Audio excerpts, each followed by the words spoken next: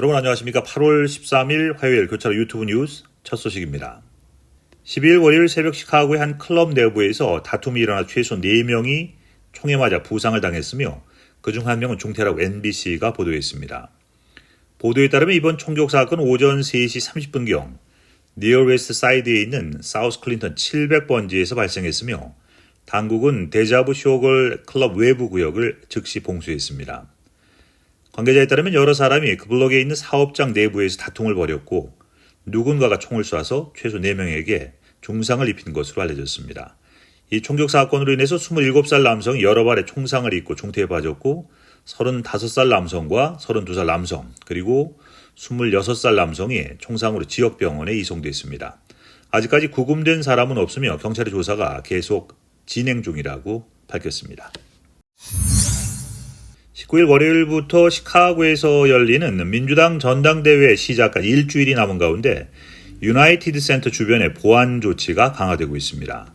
12일 아침부터 일부 지역에서는 주차 제한이 시행됐으며 특히 유나이티드 센터 주변과 매코믹 플레이스 인근에서는 보안 조치가 강화되고 있습니다. 이번 주 금요일부터 보안 경계 내 전체 거리에 걸쳐서 주차 제한이 시행되며 오전 9시부터는 울타리 설치가 시작됩니다. 추가 도로 폐쇄도 필요에 따라 진행될 예정입니다.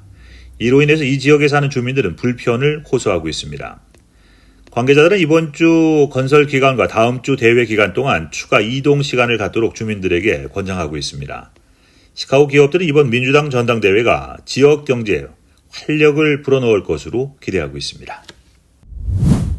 지난 10년간 중단됐던 한인 축제가 지난 10일 토요일과 11일 1일 이틀간 스코케 옥튼 파크에서 성황리에 다시 개최됐습니다. 이번 행사는 한식당 부스, K-팝 아이템 판매, 한복 체험 등 한국 문화를 직접 체험할 수 있는 다양한 부스가 설치돼서 방문객들의 발길을 끌었습니다. 또한 K-팝 쇼, 비보이 대결, 김치 쿠킹 쇼 등 역동적인 공연들이 풍성하게 마련돼 참가자들의 시선을 사로잡았습니다. 특히 경상북도에서 직접 배송된 지역 특산품들이 선보여져서 K-푸드에 대한 관심이 높은 참가자들의 큰 호응을 얻었습니다. 축제 오프닝은 10일 토요일 오후 4시에 화려하게 시작됐으며 한인회 및 총영사관, 미주 총연 대표들이 참석해서 행사를 더욱 빛냈습니다. 축제 기간 동안 한복 패션쇼, 태권도 시범, 라인 댄스, 아줌마 K-팝 댄스 등 다양한 무대 공연이 이어졌습니다. 저녁 시간에는 특히 젊은 세대를 위한 K-팝 파티가 열려서 열기를 더했습니다. 지난 11일 일요일 남부 위스콘신 한인회는 케노샤의 패트릭 파잉 스프링 공원에서 제79주년 광복절 기념식을 성대하게 개최했습니다. 이번 행사에는 남부 위스콘신 한인회 권충일 회장을 비롯해서 미주 한인회 총연합회 서정인 회장, 전 미 중서부 한인회 김종갑 회장 등이 참석해서 기념사를 전했습니다. 행사는 광복절 노래 제창과 만세 삼창으로 시작됐으며 이어서 나그네 서름을 하모니카 반주에 맞춰서 참석자 전원이 함께 노래 부르면서 조국의 독립을 기념했습니다. 권충일 회장은 기념사에서 조국의 독립을 위해서 헌신하고 희생한 순국 선열과 애국지사들 그리고 그 유가족들에게 깊은 감사와 경의를 표했습니다. 이후 남부 위스콘신 한인회 임원과 이사진 소개도 있었습니다. 기념식 후에는 남부 위스콘신 한인회가 정성껏 준비한 식사와 함께 야외 피크닉이 열렸으며 이날 행사에는 케노샤를 비롯한 남부 위스콘신 지역의 한인 동포 150여 명이 참석해서 자리를 빛냈습니다. 샴버그 국립도서관에서는 문화 한류를 전파하고 한글의 아름다움을 널리 알리기 위해서 찾아가는 한글 서예 전시회 두 번째 전시회를 개최합니다.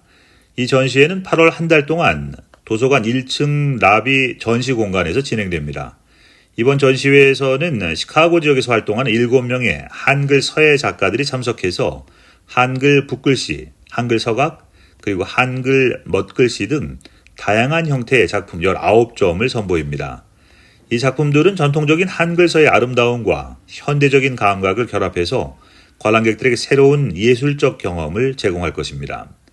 전시회에 대한 자세한 정보나 문의는 시카고 서예협회 K킴 전화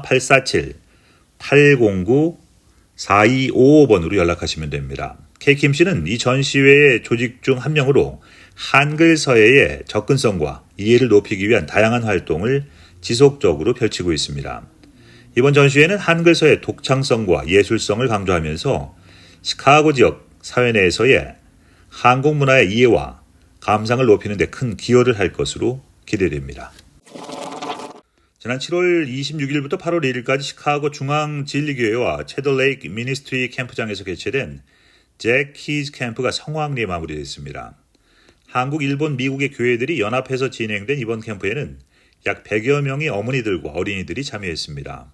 참가한 교회로는 한국의 좋은나무교회, 미래교회, 신촌연합교회, 일본의 히로시마 방주교회, 요한 하마마츠교회, 헤이미 방주교회, 고후 사랑의 교회, 시로이시 메구미교회, 삿포로 유니온 그리스도교회 등이 있으며 미국에서는 시카고 중앙진리교회와 함께 4개 미국인 가정이 참여했습니다. 이번 캠프에서는 미국 문화체험, 홈스테이, 박물관과 동물원 견학 등 다양한 활동이 진행됐습니다. 특히 한미일 삼국의 크리스천이 함께하는 연합예배와 베케이션 바이블 스쿨이 큰 호응을 얻었습니다. 또한 일본의 믿지 않는 어머니들을 위한 전도 집회에도 포함돼서 의미 있는 시간이 됐습니다. 잭 키즈 캠프는 일본의 복음화율을 높이기 위한 목적으로 시작됐으며 한국과 미국의 교회가 일본 교회를 지원하는 형태로 진행되고 있습니다. 시카고 중앙진리교회는 연합감리교단에서 탈퇴한 후에 독립해서 올해 창립 예배를 드리고 국제 선교 활동에도 적극적으로 참여하고 있습니다. 이번 캠프와 같은 국제적인 행사는 한국, 일본, 미국 간의 문화와 신앙 교류를 더욱 강화하는 계기가 됐으며 참가자들에게 깊은 영적인 경험과 교육적인 가치를 제공했습니다. 내년에는 에티오피아 선교를 계획하고 있어서 더욱 활발한 국제 선교 활동이 기대됩니다. 잠시 전하는 말씀 후에 교차로 유튜브 뉴스 이어드립니다. 시카고의 대표적인 랜드마크인 네이비 피어에서 지역 소상공인을 위한 특별한 축제가 열립니다. 선샤인 엔터프라이즈가 주최하는 테이스트 오브 선샤인 행사가 14일 수요일 오후 2시부터 밤 10시까지 진행되며 20개 이상의 지역 음식 업체들이 참가해서 다채로운 메뉴를 선보일 예정입니다. 선샤인 엔터프라이즈는 자원이 부족한 지역의 기업가들을 지원해서 지역사회 발전에 기여하는 것을 목표로 하는 비영리 단체입니다. 현재 시카고 전역에서 수백 명의 기업가들에게 다양한 지원을 제공하고 있습니다. 이번 행사는 단순한 음식 축제를 넘어서 지역 소상공인들에게 더 많은 기회를 제공하고 시카고 시민들에게는 다양한 맛을 즐길 수 있는 특별한 경험을 선사할 것으로 기대됩니다. 최근 아시안 온라인 식품점 위가 위스콘신, 미시간, 인디애나, 오하이오, 미주리, 일리노이 지역을 중심으로 큰 인기를 얻고 있습니다. 이 회사는 현재 오하이오와 미주리에서는 주 3회, 그 외 지역에서는 주 7일 배송 서비스를 제공하고 있으며 주문한 다음 날 바로 배송되는 시스템을 운영하고 있습니다. 위는 신선한 야채, 과일, 고기, 생선 등 다양한 식품을 집에서 편하게 받을 수 있는 서비스를 제공합니다. 특히 미리 예약 주문 시스템을 통해서 장기간 출장이나 여행에서 돌아온 고객들도 마켓에 가지 않고 집에서 신선한 식품을 받아볼 수 있습니다. 모든 식품은 입고 시의 유통기한과 재고를 시스템으로 철저히 관리해서 유통기한이 지난 상품이나 임박한 상품의 배송이 없도록 하고 있습니다. 또한 품질 담당 직원이 입고부터 배송까지 모든 단계를 검수하며 아이스팩이나 드라이 아이스를 사용해서 안전하게 배송합니다. 품질에 문제가 있을 경우에는 온라인으로 손쉽게 반품, 환불 신청을 할 수 있으며 매장에 직접 가지 않아도 되는 점도 큰 장점입니다. 관계자는 김치부터 한국 야채까지 다양한 한국 상품을 추가하는 데 접종하고 있으며 상품 강화와 공격적인 프로모션을 계속해서 진행할 예정이라고 밝혔습니다. 자세한 정보는 위의 웹사이트에서 확인하실 수 있습니다. 대학 입시를 앞둔 학생과 가족들에게 좋은 소식이 있습니다. 올가을 학자금 지원 신청서 펩사를 작성해서 대학 등록금을 마련할 수 있는 시간이 아직 남아 있습니다. 또한 신속하게 완료할 수 있도록 무료 지원도 제공됩니다. 2024년 졸업생들은 팬데믹 동안 8학년이었던 시점에서 많은 어려움을 겪었습니다. 학교와 가족은 지원 구조를 제공하기 위해 노력했지만 이들 학생들은 고등학교 졸업 후에 교육 계획에 필요한 자원과 관계에 대한 접근이 크게 감소했었습니다.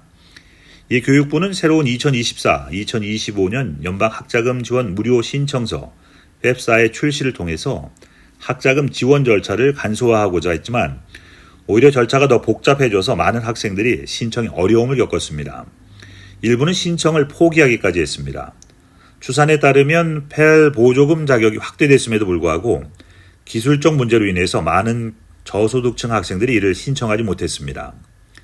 그러나 지난번부터 일리노이주 학생지원위원회는 학교와 교육기관의 지원을 받아서 펩사 완성률을 높이기 위해 주 전역에서 무료 도움을 제공하고 있습니다. 이는 학생들의 고등학교 졸업 후 교육계획을 수립하는 데 필요한 중요한 정보와 자원을 제공하고 장래 교육과 진로 결정에 큰 도움을 줄 것으로 보입니다. 펩사 신청은 pepsa.gov 웹사이트에서 하실 수 있으며 서류 미비 학생의 경우 일리노이 재정지원 대체 신청서를 이용할 수 있습니다. 도로교통안전국이 현대차의 SUV 모델인 팰리세이드의 안전벨트 잠금 장치가 의도치 않게 풀릴 수 있는 가능성과 관련해서 예비평가에 착수했다고 CNBC가 보도했습니다. 이번 조사는 2020년부터 2023년까지 생산된 팰리세이드 차량 33만 2,288대가 대상입니다. 도로교통안전국은 예비평가를 통해 수집된 데이터를 기반으로 안전벨트의 잠금장치 결함 여부를 파악한 후에 필요한 경우 엔지니어링 평가로 조사 범위를 확대할 계획입니다.